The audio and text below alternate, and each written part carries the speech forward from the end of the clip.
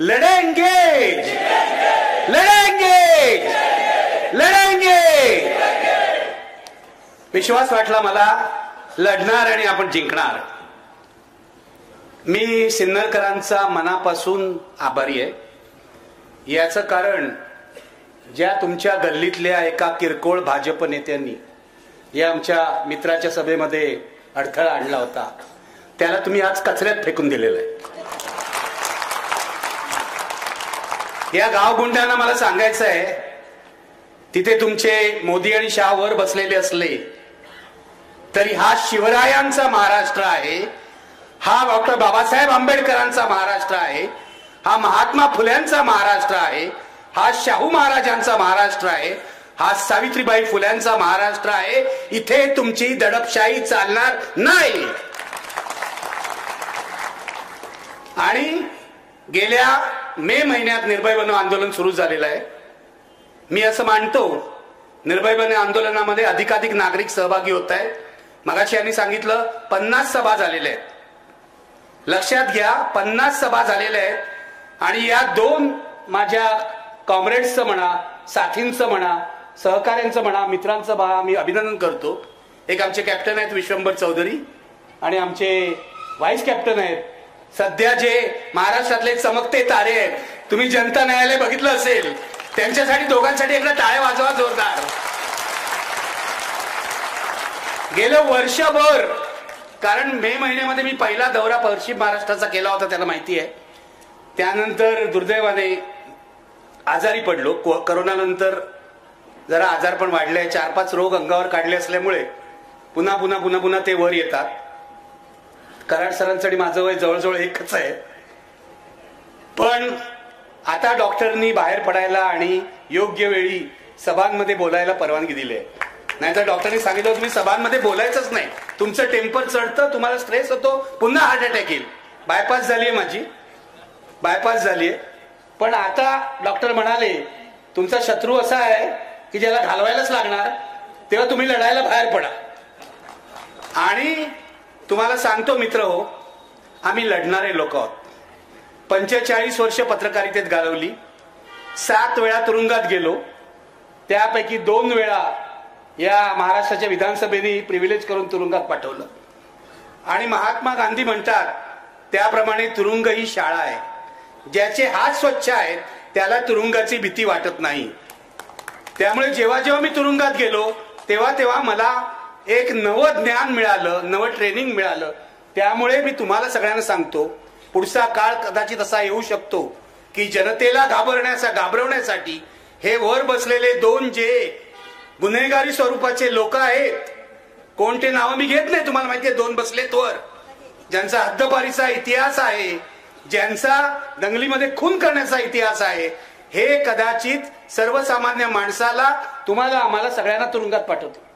आम्ही बघितली आणीबाणी, तुरुंगाची भीती आम्हाला दाखवू नका।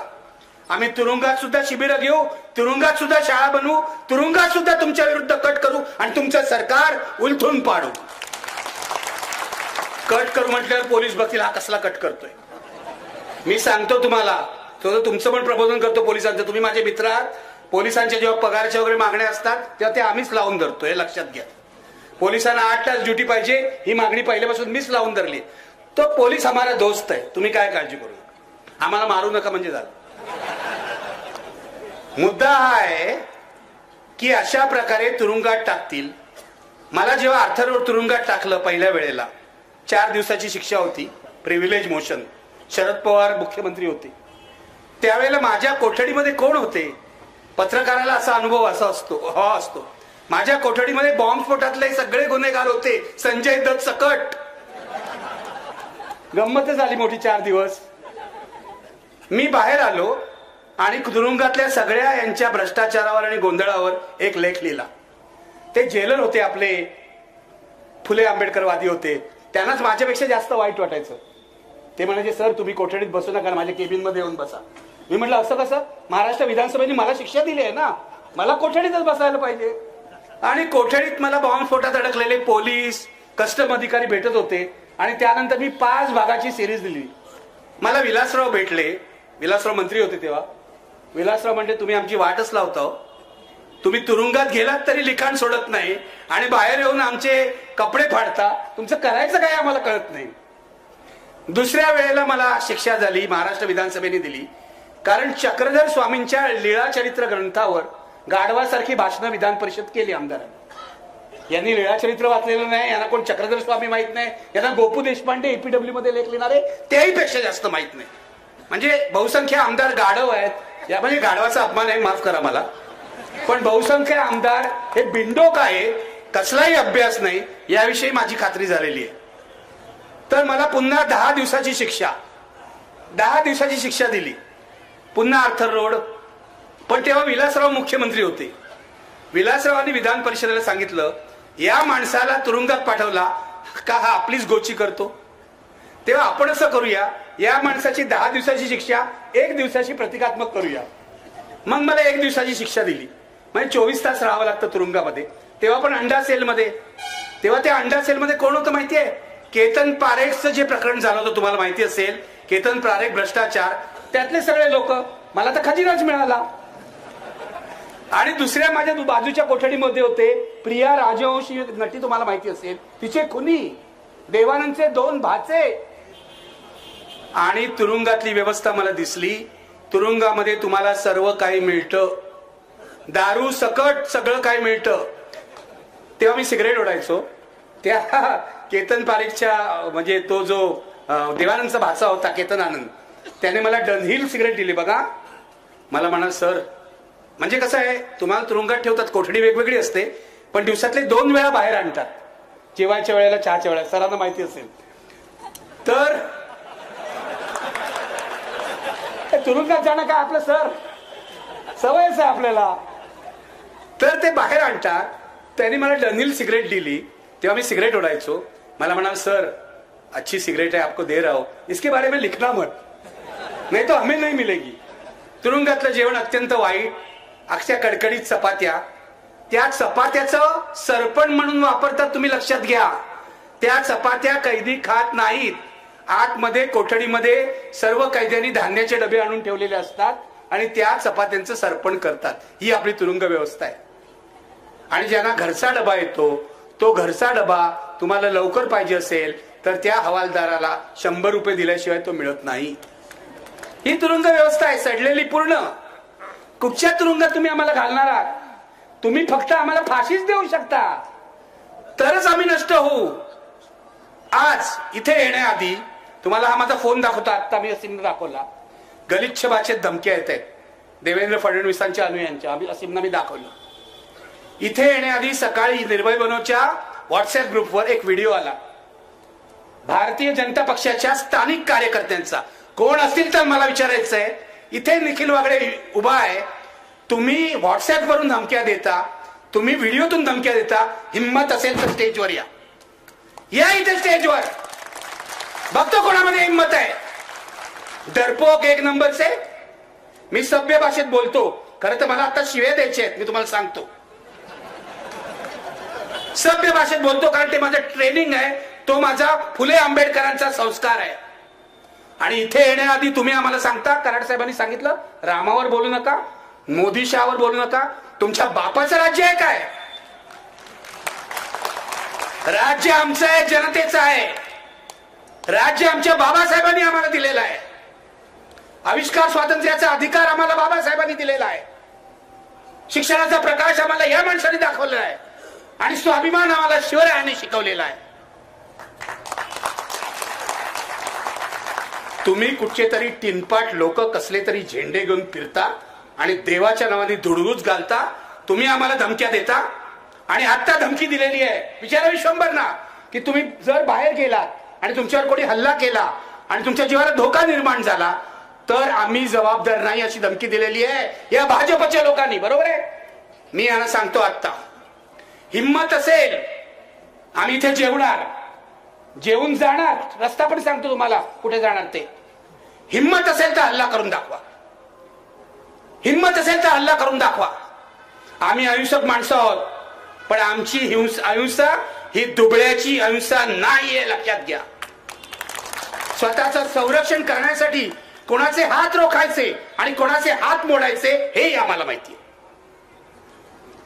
मी बाबासाहेबांचा अनुयायी आहे. मी गांधीजींचा विचार काही बाबतीत मानतो. सत्य अहिंसा यावर माझा विश्वास आहे.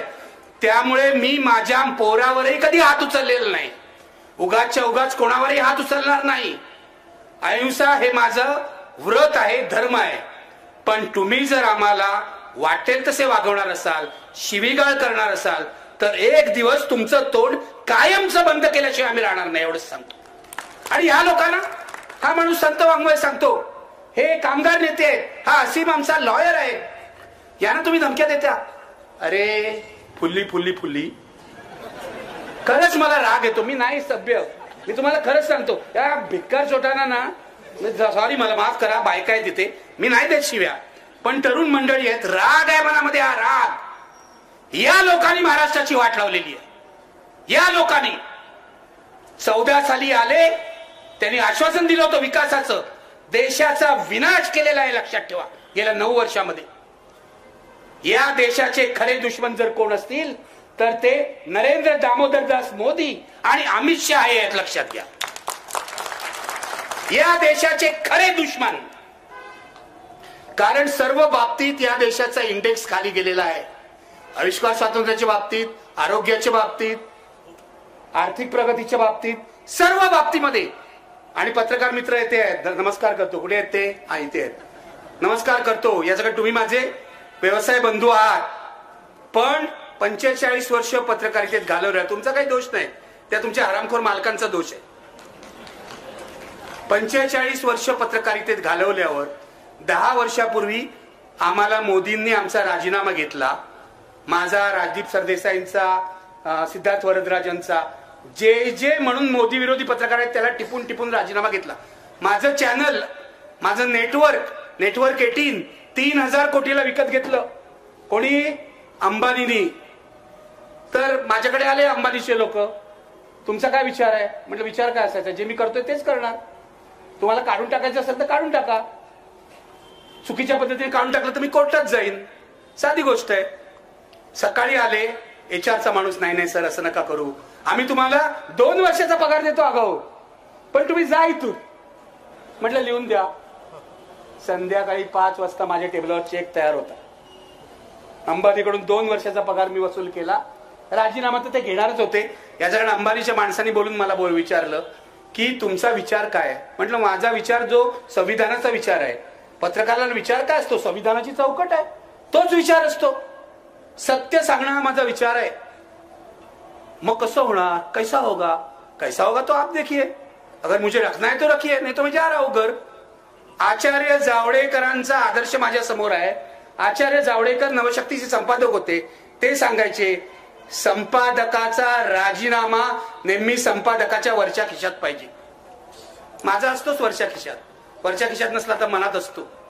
तुम्ही माझ्यावर अन्याय कराल. IBN लोकमतचा मी संपादक झालो तेव्हा माझी एकमेव अट होती, तुम्ही पगार मला किती द्या. मी पगार सुद्धा विचारला नाही. 100% स्वातंत्र्य पाहिजे. 2014 पर्यंत मला 100% स्वातंत्र्य मिळालं.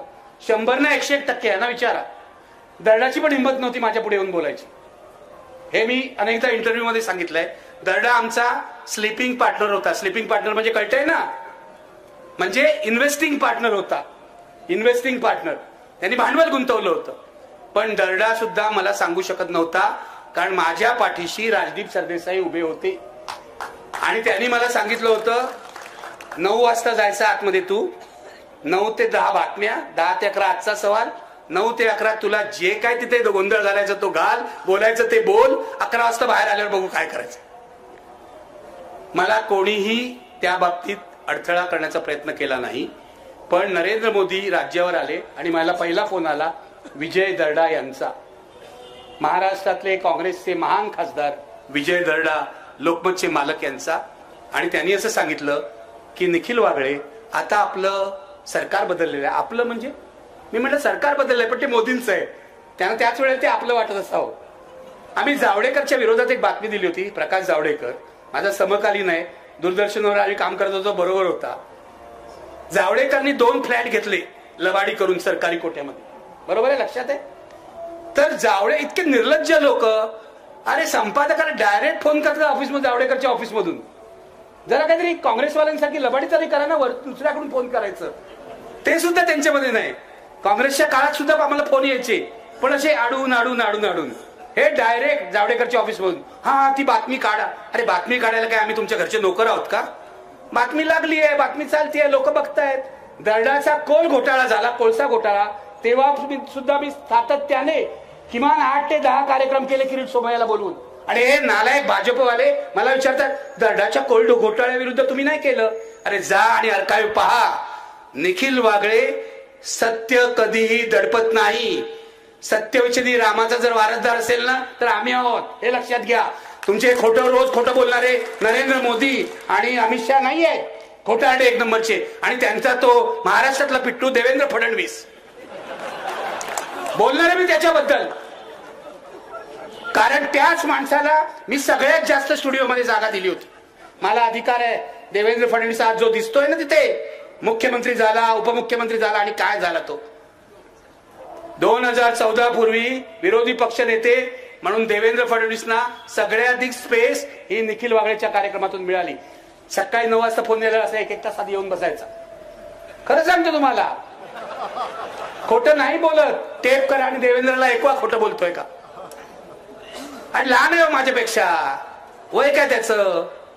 त्याच्या वडिलांपासून माझ्या ओळखी होत्या. वडील बरे होते खरं म्हणजे, खरंच बरे होते हो. हा कसा असा निघाला मला कळत नाही. तर तो तेव्हा मी तुम्हाला खरंच सांगतो, मला काही राग नाही. माझं भाजप नेत्यांशी ना खूप दोस्ती आहे. विनय सहस्त्रबुद्धे, गडकरी तर मला नेहमी म्हणतात, तुम्ही आणि कुमार केतकरांबद्दल ना मला आदर आहे. म्हटलं का तुम्हाला का आमच्याबद्दल आदर? एकदा मला जेवायला बोलवलं. गडकरींचं जेवण बेस्ट आहे, श्रीखंड पुरी वगैरे सगळं बेस्ट घरामध्ये. मला एकदा जेवायला बोलवलं, तुम्ही आणि कुमार केतकरांबद्दल मला आदर आहे. तर म्हटलं का तुम्हाला आदर आहे आमच्याबद्दल? कारण तुम्ही तुमची भूमिका कधीही सोडत नाही. हे माझे एकेकाळी भाजपवाल्यांचे संबंध होते. प्रमोद महाजनशी माझी दोस्ती होती, गोपीनाथ मुंडेंशी माझी दोस्ती होती. आता हे कोण आहेत? हे कोण आहेत? ती माणसं होती, ही म्हणजे माकडापेक्षा वाईट अवस्था आहे. मी तुम्हाला सत्य सांगतो. पूर्वीच्या काळी भाजपमध्ये माणसं होती, आता आहेत विकृत विषारी प्रवृत्ती. खरंच सांगतो तुम्हाला, माझी आणि सर्व पक्षातल्या लोकांची मैत्री आहे. पत्रकार म्हणून ठेवावीच लागते ना. परवा मला एका भाजप नेत्याचा फोन आला राम मंदिर झाल्याच्या दुसऱ्या दिवशी. इनफॅक्ट मीच त्यांना सकाळी फोन केला, तो मिस केला त्यांनी म्हणून फोन केला. माझा जुना मित्र आहे. एकदा प्रमोद महाजननी माझ्यावर डिफेमेशनची केस घातली, तेव्हा त्या केसमध्ये हा ज्युनियर वकील होता. तेव्हापासून तो मला ओळखतो, जुना मित्र आहे माझा. तर मी त्यांना फोन केला, म्हटलं नाव सांगत नाही, माफ करा मला, मित्र आहे आपला, उद्या सुधारेल अशी खात्री आहे मला. मी म्हटलं आता राम मंदिर झालं ना, आता उगाच गोंधळ घालू नका, आता शांत राहा. तुमची इच्छा पूर्ण झाली ना, बहुसंख्य हिंदूंना आनंद झाला ना, मग आता दंगली बिंगली करू नका. ते मीरा रोडला जे चाललंय ते थांबवा, एवढंच सांगायला मी फोन केला. मग गप्पा झाल्या, हे झालं ते झालं, आणि याच्यातला एकही शब्द खोटा नाही. त्यांनी मला सांगितलं, निखिल तुम्ही ना एकदा अमित शहाला भेटलं पाहिजे. मी म्हटलं माझी काय हरकत नाही. मी मनात म्हटलं पत्रकार आहे, कुणालाही भेटू शकतो. दाऊद इब्राहिमला भेटू शकतो, तर अमित शहाला का नाही भेटू शकत? भेटू शकतो ना. पत्रकाराला कुठेही बंदी असता कामा नये. पत्रकारांनी कोणाला भेटावं. अमित शहानं वेगळा माणूस आहे, वेगळा माणूस. आता मला वेगळा माणूस म्हणजे काय मला कळत नाही. आम्हाला जे दिसतं त्यापेक्षा तो वेगळा असेल तर यांना दिव्य दृष्टी असेल. म्हटलं ठीक आहे, मी भेटायला काहीच हरकत नाही. नरेंद्र मोदींना सुद्धा मला भेटायला हरकत नाही, मी पत्रकार आहे. पण नरेंद्र मोदींनी एवढी हिंमत दाखवली पाहिजे की मला मुलाखत द्यायची आणि माझ्या प्रश्नांना उत्तर द्यायचं.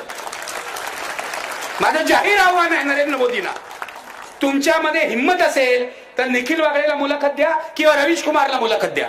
निखिल वागळे जाऊ दे, रवीश कुमारला मुलाखत द्या.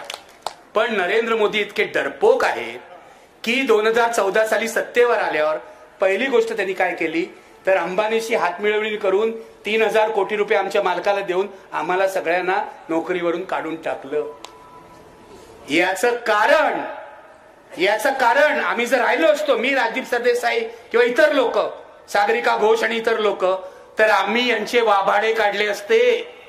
10 वर्ष निखिल वागळे नरेंद्र मोदींमुळे मेनस्ट्रीम मीडियाच्या बाहेर आहे, लक्षात घ्या. 10 वर्ष झाली आज बरोबर. 2014 ते त्याआधी 8 वर्ष आम्ही आयबीएन लोकमत कसं चालवलं तुम्हाला माहितीये. कोणाला स्पेअर केलं नाही. अरे हे जे आहेत ना लोक, केशव वगैरे उपाध्ये, यांना मी बनवलंय प्रवक्ता. एक दिवस गोपीनाथ मुंडे माझ्या कार्यक्रमात होणार होते. तर आता 9 वाजता गोपीनाथ मुंडेंचा 7 वाजल्यानंतर मोठा प्रॉब्लेम असायचा. तेव्हा ते 9 वाजता येणार की नाही, चुकीचा अर्थ काढू नका, मी सांगतोय.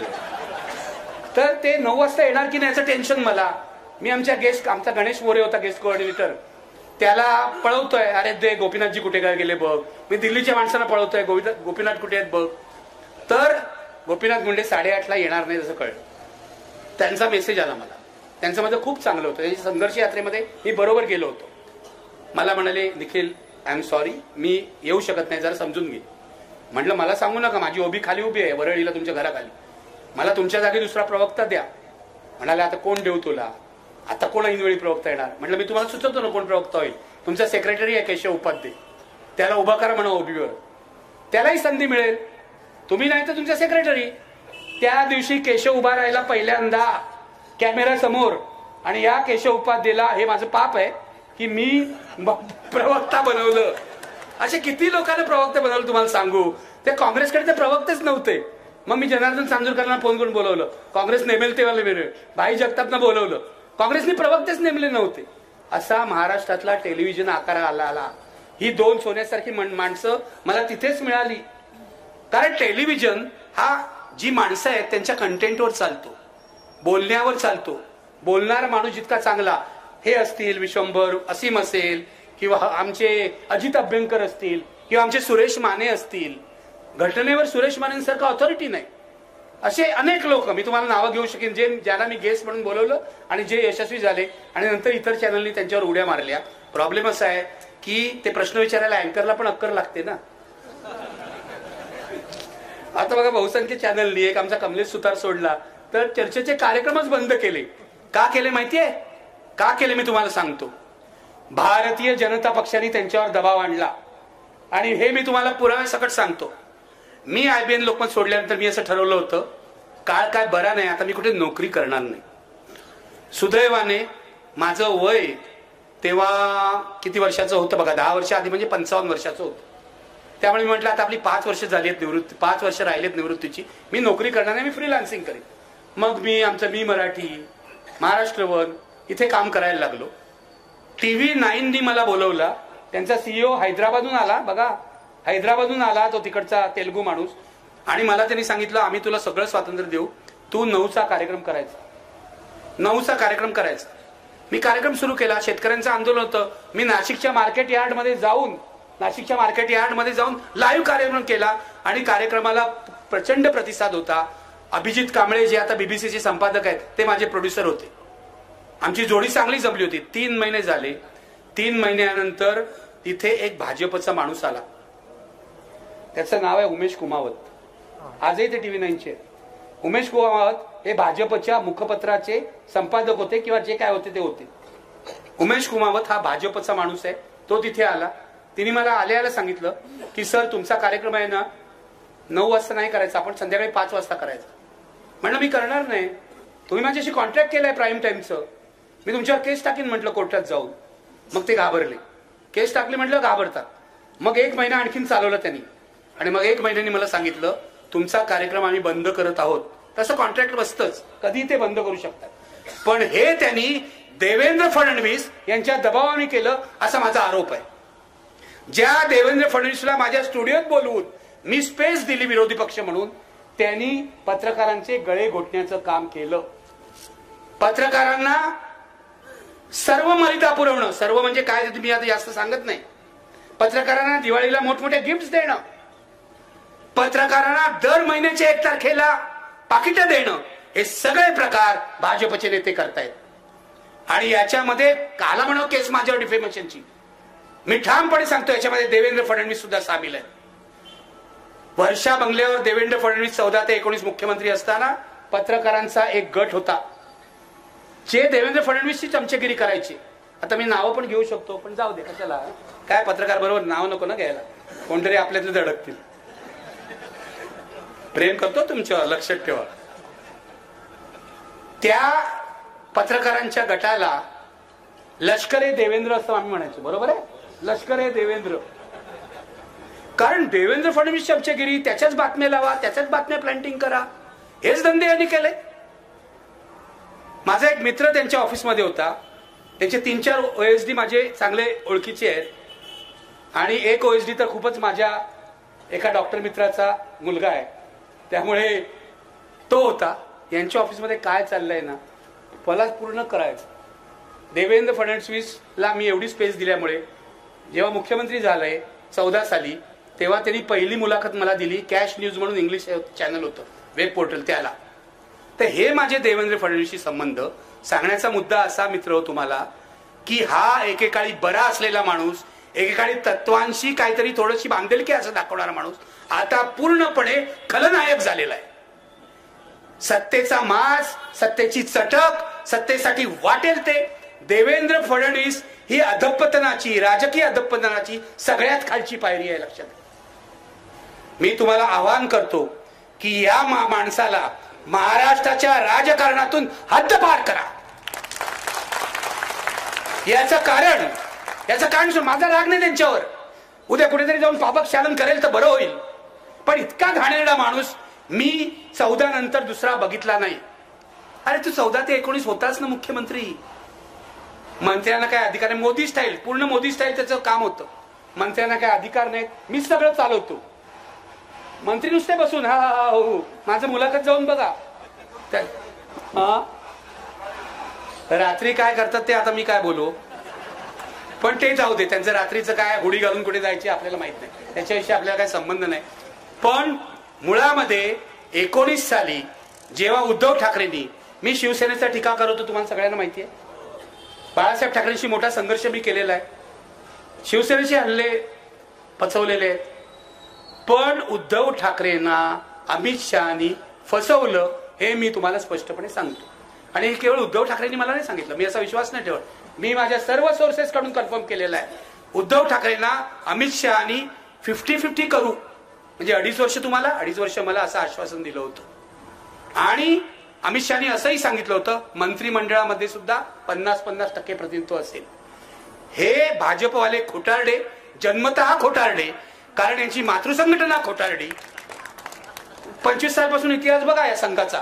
खोटं बोलण्याचाच इतिहास आहे, दादांत खोटं बोलण्याचा. हे सगळे नथुरामचेच वंशज आहेत तो, बाकी काही नाही यांचं. राम वगैरे काही नाही, पूर्ण नथुरामचे वंशज आहेत. मी तुम्हाला सांगतो, तुमची जर सत्ता आली, काँग्रेसवाले कोणी असतील किंवा राष्ट्रवादी किंवा वंचितचं तर मला अभिनंदन करायला पाहिजे. तुम्ही पण आलात महाविकास आघाडीत, मला खूपच आनंद झाला. प्रकाश आंबेडकर आणि त्यांचं कुटुंब हा माझ्या आत्मीयतेचा विषय आहे. मी अनेक वेळा राजगृहावर गेलोय. मला सुजात माहिती आहे, मला अंजलीताई माहिती आहेत, मला माझे वैयक्तिक संबंध आहेत. पण आता पत्रकार म्हणून टीका तर करावी लागते ना. पण आले महाविकास आघाडीत. आणि आज महाराष्ट्रामध्ये महाविकास आघाडी सर्वात कणखर बनलेली आहे, लक्षात घ्या. काँग्रेस, शरद पवार, उद्धव ठाकरे, वंचित, हे कॉम्बिनेशन अनबिटेबल आहे. अनबिटेबल आहे. आणि कपिल ते आहेत, CPI CPM वगैरे, बाकी सगळे आमचे कपिल पाटील वगैरे आहेतच. कपिल पाटीलनी तर तिथे नितीश कुमार सोडून गेले बीजेपी मध्ये, पण आमचा कपिल पाटील महाविकास बरोबरच राहिलेला आहे. त्याचा स्वतंत्र झेंडा त्यांनी लावलेला आहे. हे सगळे मिळून महाराष्ट्रामध्ये 47% मतं होतात, 47%. आणि भाजप आणि त्यांचे ते भाजप, शिंदे आणि अजितदादा मिळून 40%च्या वर जात नाहीत. आणि शिंदेजी तर खालीच जाणार आहे. आज माझ्याकडून लिहून घ्या. हे भाजपवाले इतके बेकार, खुंची, कृतघ्न आणि गलिच्छ आहे की उद्या ते शिंदेना आणि अजितदादांना सुद्धा कचऱ्याच्या पेटीत टाकतील. लिहून घ्या माझ्याकडनं. 45 वर्षाचा राजकारणाचा अनुभव आहे म्हणून बोलतोय. शरद पवारांवर मी खूप टीका केली आहे, पण महाराष्ट्रात शरद पवारांच्या प्रगल्भतेचा दुसरा नेता नाही. मी टीका केली आहे खूप शरद पवारांवर, पण कधीही पवारांना फोन केला, पवार साहेबांना फोन केला तर ते कधीही भेट नाकारत नाहीत.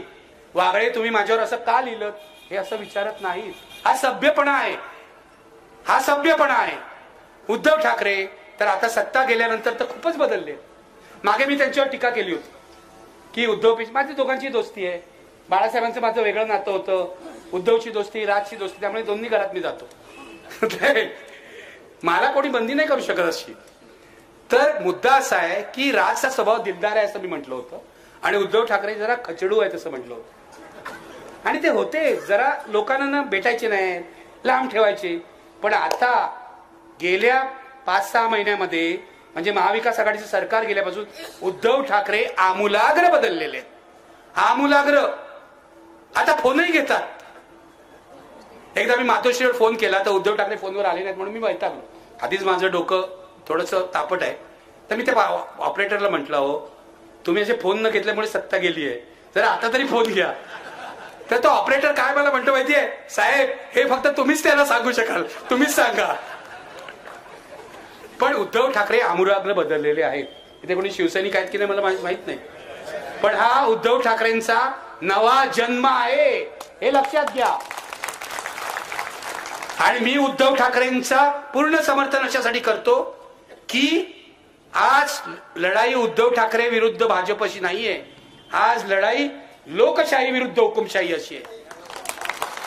आणि माझ्यावर विश्वास ठेवा, माझी सवय जुनी आहे. उद्धव ठाकरे जर चूक केली ना तर हाच पहिला माणूस असेल त्यांच्यावर टीका करणार. पण आज महाराष्ट्रामध्ये मी कधीही आवाहन केलं नाही, आज पहिल्यांदा करतोय. कधीही आजपर्यंतच्या सभांमधून केलं नाही. कोणाला हरवाय सांगितलं, कोणाला जिंकवाय सांगितलं नाही. आज पहिल्यांदा तुमच्या सभेमध्ये करतोय आणि यापुढच्या महाराष्ट्राच्या प्रत्येक सभेत करीन. महाराष्ट्र धर्माला कलंक असलेल्या भारतीय जनता पक्ष आणि त्यांच्या सोबत्यांचा पराभव करा.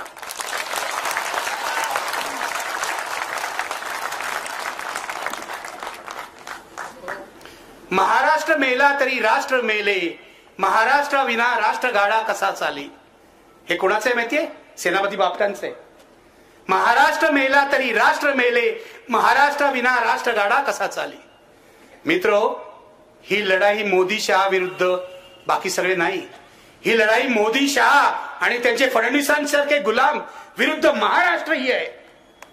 या सगळ्या महात्म्यांना साक्षी ठेवून आपल्याला ठरवायला पाहिजे की कोणत्याही परिस्थितीत जीव गेला तरी महाराष्ट्र धर्माचं आपण रक्षण करायला पाहिजे. कोणत्याही परिस्थितीत. इथे तरुण मुलांना मी सांगतोय, तुमच्यामध्ये रक्त सळसळत असेल ना तर जागे व्हा. हे भाजपची जी आहेत ना अशी धमक्या देणारी, त्यांचा तर खिचगंटीच ठेवत नाही. पण मी त्यांना आवाहन करतो, तुम्हाला जर तुमची कुटुंब सुरक्षित पाहिजे असतील पुढच्या काळामध्ये, नाहीतर हे ब्रिजभूषण शरण सिंग सारखे लोक तुमच्याच घरात घुसतील, तुमच्याच घरात घुसतील. भाजपमध्ये काय चाललंय तुम्हाला सांगितलं ना, अंगावर काटा येईल आतमध्ये. कळलं का? कोण कोणाचं काय करतोय सांगितलं ना, आणि कोण कोणाचं काय कापायचा प्रयत्न करतोय. आज जास्त बोलत नाही, नाहीतर माझाच काटा काढतील लोक. पण महाराष्ट्राची परंपरा आमच्या आचार्य अत्रेंची आहे. आचार्य अत्रे आम्हाला मार्ग दाखवतायत की तुम्हाला सत्य बोललं पाहिजे आणि त्याच मार्गावरून आम्ही चालतोय. ही लढाई महाराष्ट्र धर्माची लढाई आहे. गुंड प्रवृत्तीच्या 2 गुजरात्यांनी महाराष्ट्र वेठीला धरलेला आहे. गुजराती मराठी असं बोलायला मला आवडत नाही. याचं कारण मी महाराष्ट्रातले गुजराती सुद्धा महाराष्ट्रीयन आहेत असं मानतो. पण या 2 गुंड प्रवृत्तीच्या गुजरात्यांनी महाराष्ट्र वेठीला धरलेला आहे. मुंबई बर्बाद करायचं षडयंत्र त्यांनी केलेलं आहे. आणि मुंबईमधले किती उद्योग, आता शेवटचा म्हणजे तो डायमंड बाजार तर गेला सुरतला, माहितीये तुम्हाला. आता तिथे जाऊन त्यांच्यापुढे इतक्या अडचणी आल्या की डायमंड व्यापारी परत यायला लागले. अरे मुंबईने तुम्हाला आसरा दिला, मुंबईने तुम्हाला रोटी दिली, तुम्ही तिकडे जाऊन ढोकळा खाताय, लाज नाही वाटत तुम्हाला? परत या ना. नाही मिळत ना तिथे, काय मिळालं नाही ना, मोदींनी काय दिलं नाही ना, फक्त 75 अंकित बिल्डिंग उभी केली. आणि आता तर काय झालं सांगतो, फिल्मफेअरचा सोहळाही या वर्षी अहमदाबादला झाला. म्हणजे हे तिथे साबरमतीच्या झुल्यावर बसले त्या चीनी पंतप्रधानांबरोबर, लक्षात आहे ना. साबरमतीच्या किनारे झुले पे बैठे मोदी जी और वो चीन का प्राइम मिनिस्टर. काय झालं? घुसला ना चीन आतमध्ये, घुसला ना. कुठे गेला तुमचा झुला?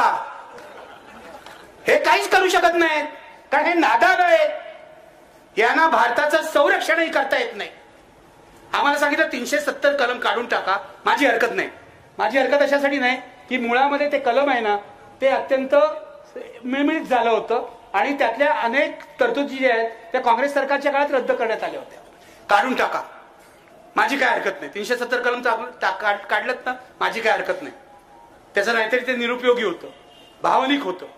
मुद्दा असा आहे 370 कलम काढल्यावर काश्मीर मधले व्यवहार सुरळीत होतील, दहशतवाद राहणार नाही असं आश्वासन तुम्ही दिलं होतं. मग आता काश्मीरी पंडितांना कोण मारते?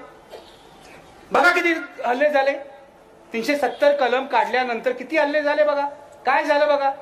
मी पुलवामाबद्दल तर बोलतच नाहीये, कारण पुलवामा कोणी केलं या माझ्या मनात संशय आहे. काश्मीरचे राज्यपाल, काश्मीरचे माजी राज्य सत्यपाल मलिक, तुम्ही पेपर वगैरे वाचता ना? हो म्हणा जर जोरात. सत्यपाल मलिकने काय आरोप केला तुम्हाला माहितीये की पुलवामाच्या घटनेमध्ये या जवानांना जायला जर विमानं दिली असती तर हे सगळे जवान वाचले असते. पण मोदी सरकारने, मला असं वाटतं राजनाथ सिंग तेव्हा होते होम मिनिस्टर, त्यांनी ही व्यवस्था केली नाही म्हणून आमचे जवान मारले गेले. जवानांचं रक्त हाताचं लागलंय मोदी आणि या सर्व लोकांच्या. कसलं राष्ट्रप्रेम सांगता तुम्ही? एक नंबरचे देशद्रोही लोक आहात. आम्हाला राष्ट्रप्रेम सांगू नका. आमच्या आई वडिलांनी, आमच्या नातेवाईकांनी लाठ्या खाल्लेल्या आहेत, जेलमध्ये गेलेले आहेत. तुम्ही सांगता आम्हाला राष्ट्रप्रेम? तुम्ही जवानांना मारलं. आणि का बोललं जात नाही? कारण या देशातला मीडिया अत्यंत लाचार झालेला आहे.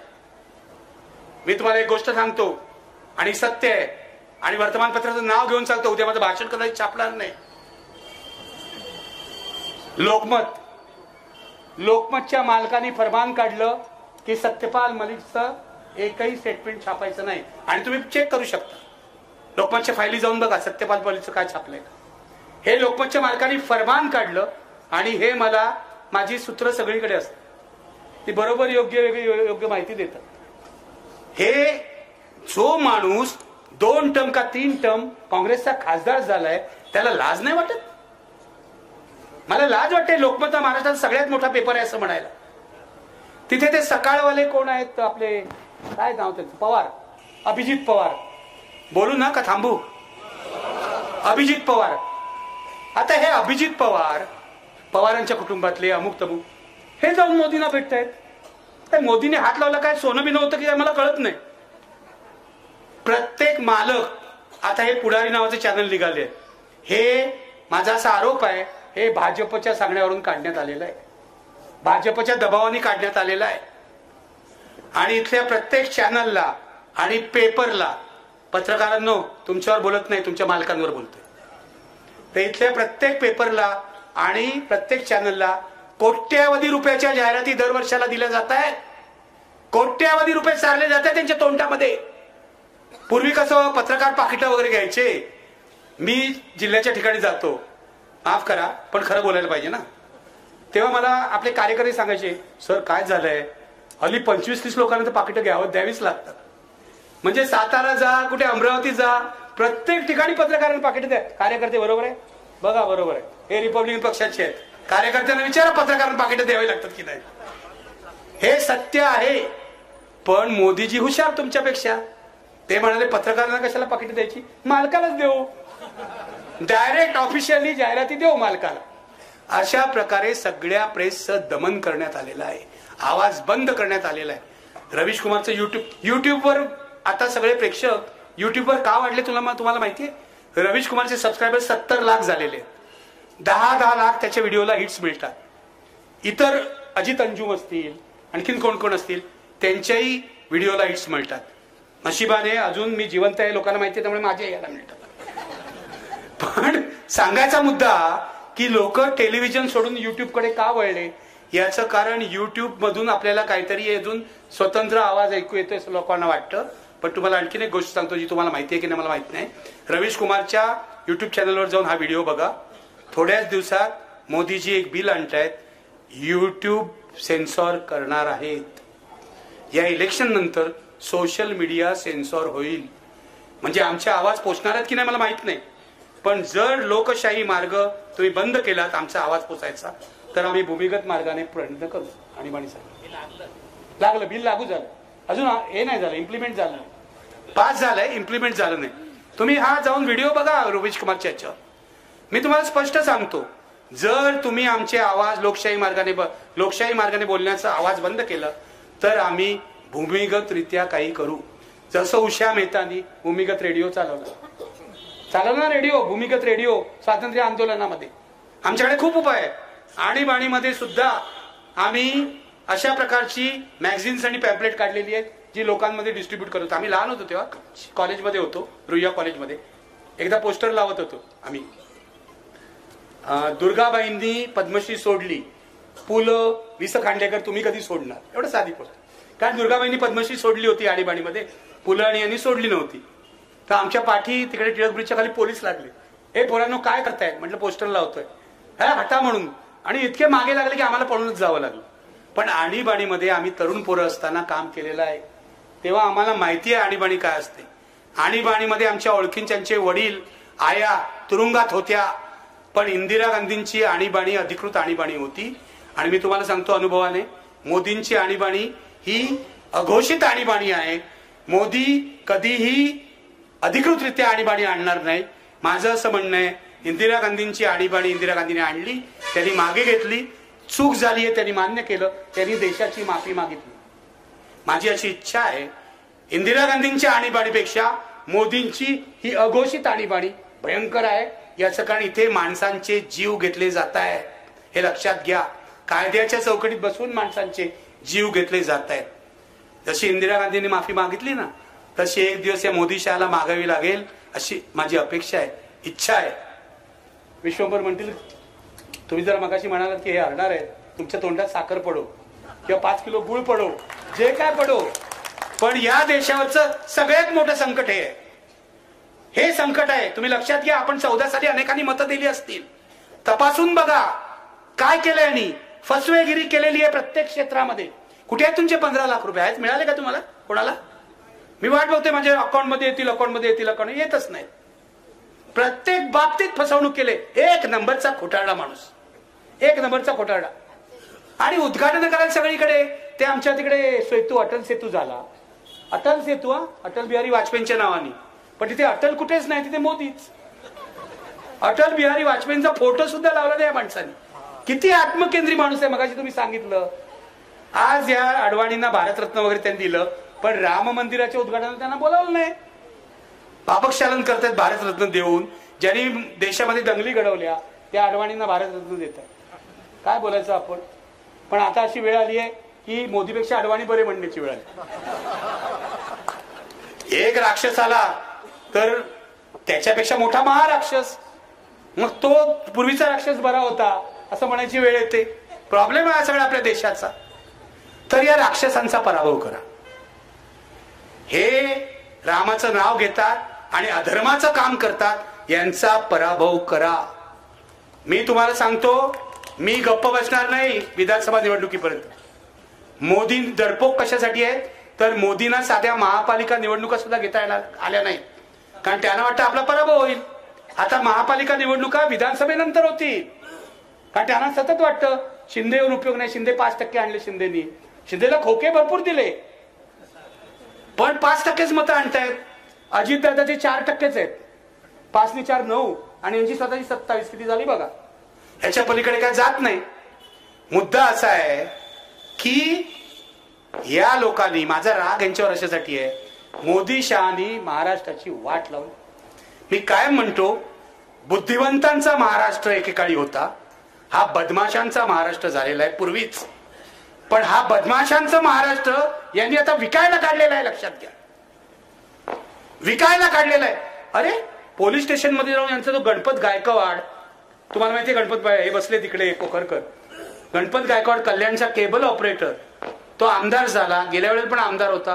पोलीस स्टेशन मध्ये जाऊन 6 गोळ्या मारतो. आणि कोणाला मारलं मगाशी सांगितलं नाही मी, कोणाला मारलं माहितीये का? शिंदे गटाच्या अध्यक्षाला मारलं त्याने. हे असेच अंतर्गत मंडळी होऊन मरणार आहेत. आम्हाला मारायचं विसरा, आधी स्वतःच बघा. स्वतःच्या सत्तेतल्या पार्टनरला यांनी 6 गोळ्या मारल्या. काय चाललंय महाराष्ट्रामध्ये? आणि फडणवीस काय भजन करतात का तिकडे? आपल्या पक्षाचा आमदार पोलीस स्टेशन मध्ये गोळ्या मारतो आपल्या मित्र पक्षाच्या अध्यक्षाला, आणि फडणवीस काय करतायत? का व्हिडिओ बघतायत गाण्यांचे?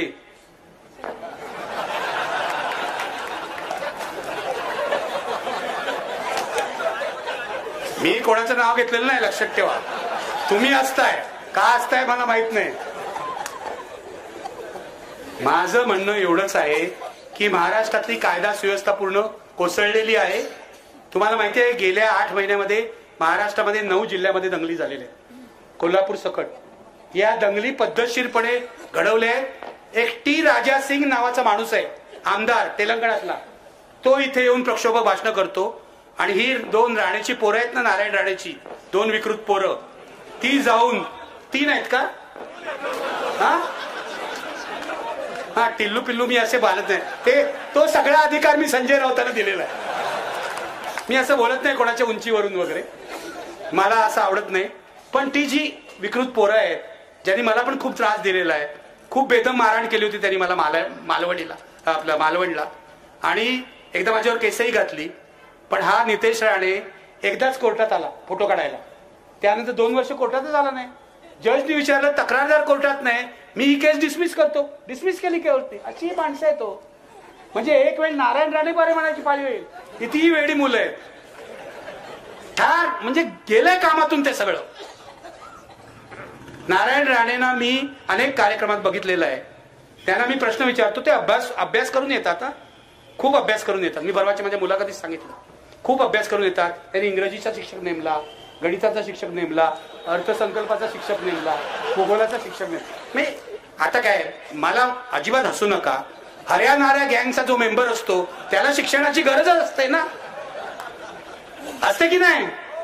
आणि तो सुधारला तर माझा त्याला पाठिंबा आहे. असं काय करता, एक जर हरियाणा गँगचा मेंबर सुधारत असेल तर आपल्याला प्रॉब्लेम काय आहे. उलट मी कौतुक करतो, नारायण राणे अभ्यास करून येतात. पण माझ्या असं लक्षात आलं नाही, कोंबडी चोर वगैरे ते बाळासाहेबांनीच म्हणावं आपल्याला. बरोबर आहे, कोंबडी चोर त्यांना बाळासाहेब म्हणायचे, मी काय म्हणत नाही, मोठा माणूस आहे, मंत्री बिंत्री आहे, काय करत. माझा मुद्दा एवढाच आहे की अशा प्रकारचे राजकारणी इथे निर्माण झालेले आहेत.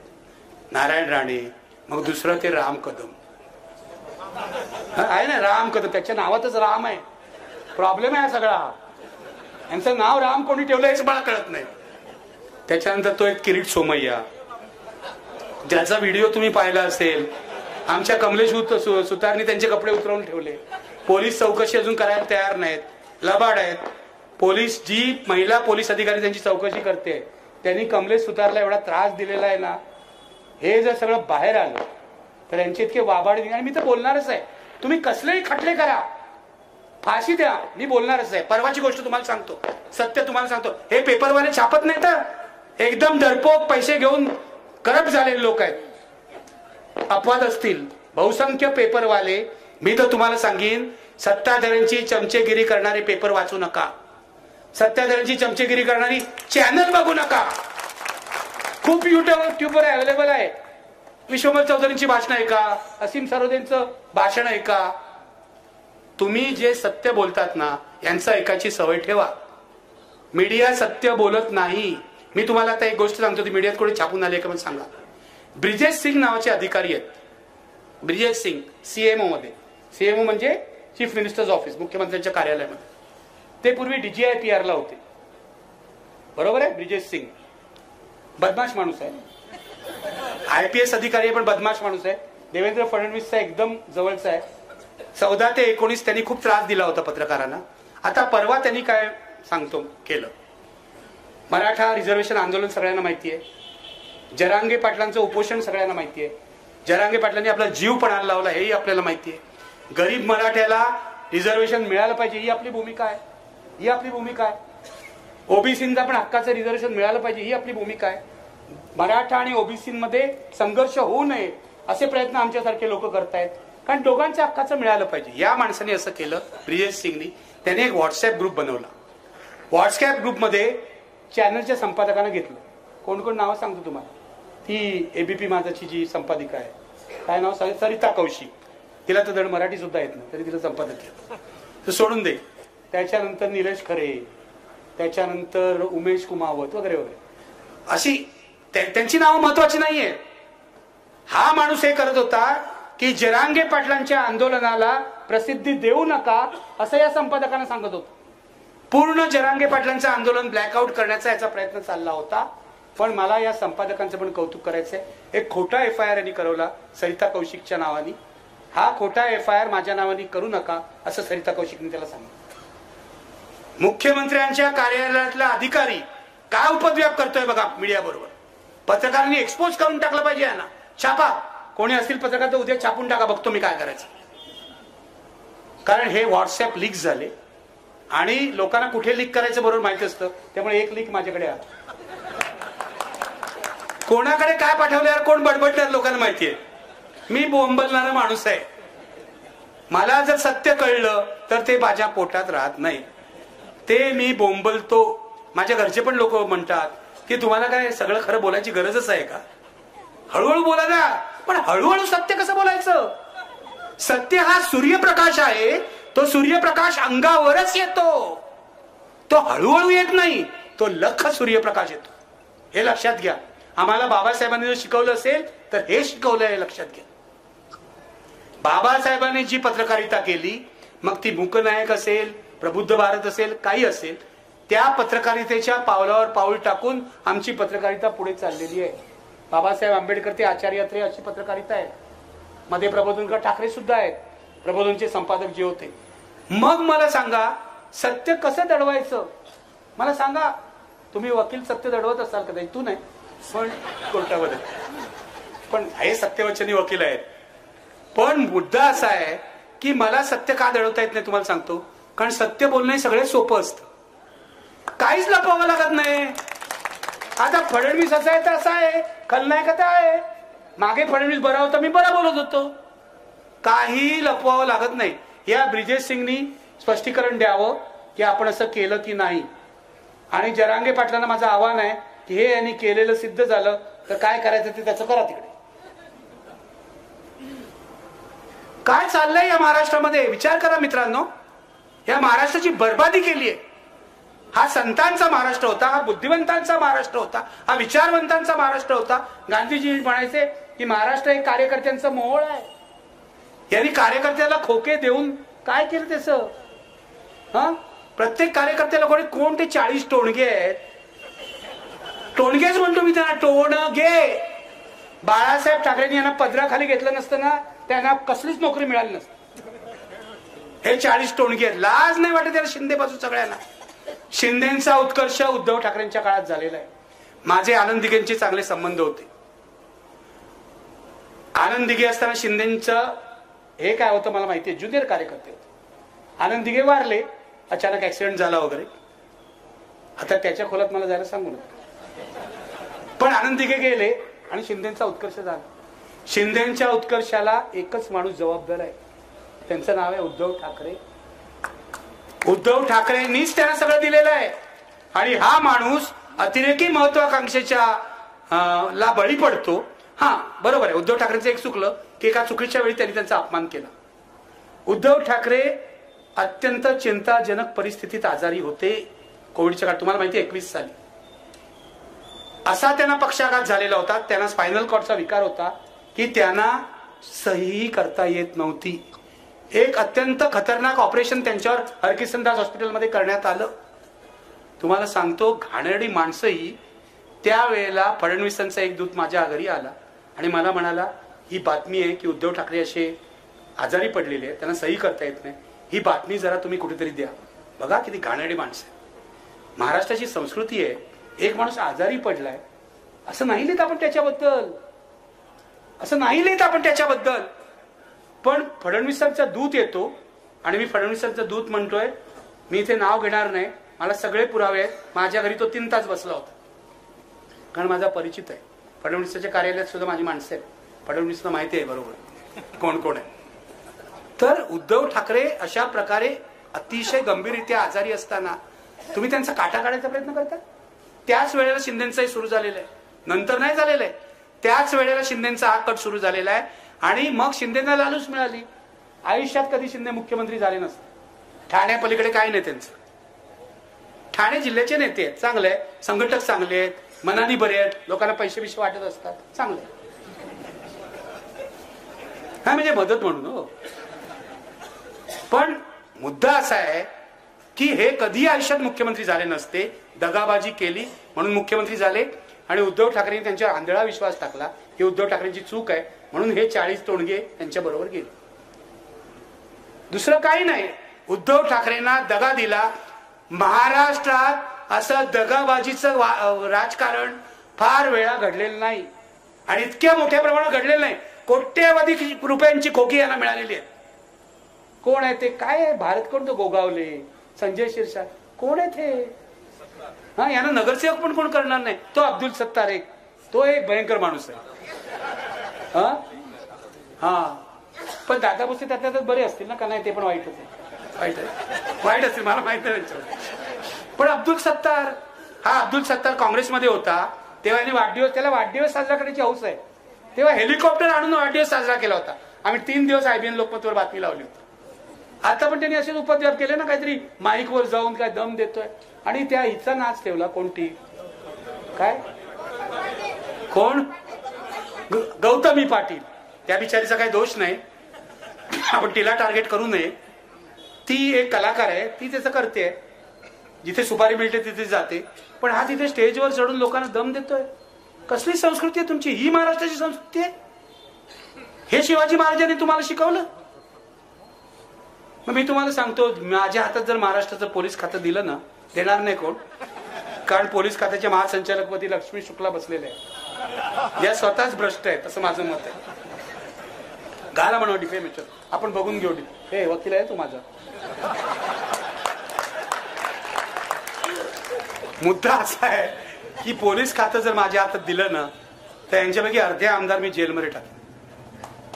अर्धे आमदार जेलमध्ये टाकले. इतके ते भ्रष्ट, बदमाश. आणि तुम्ही त्यांना मतं कसली देताय?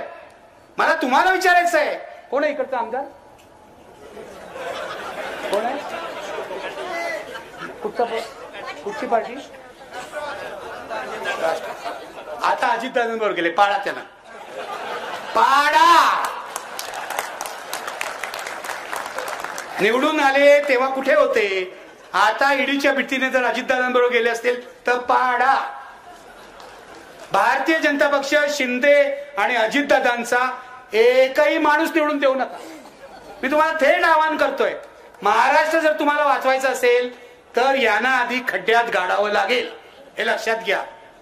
कारण महाराष्ट्राच्या मातीशी बेईमानी केली आहे. मी थेट सांगतोय, महाविकास आघाडी मजबूत आहे.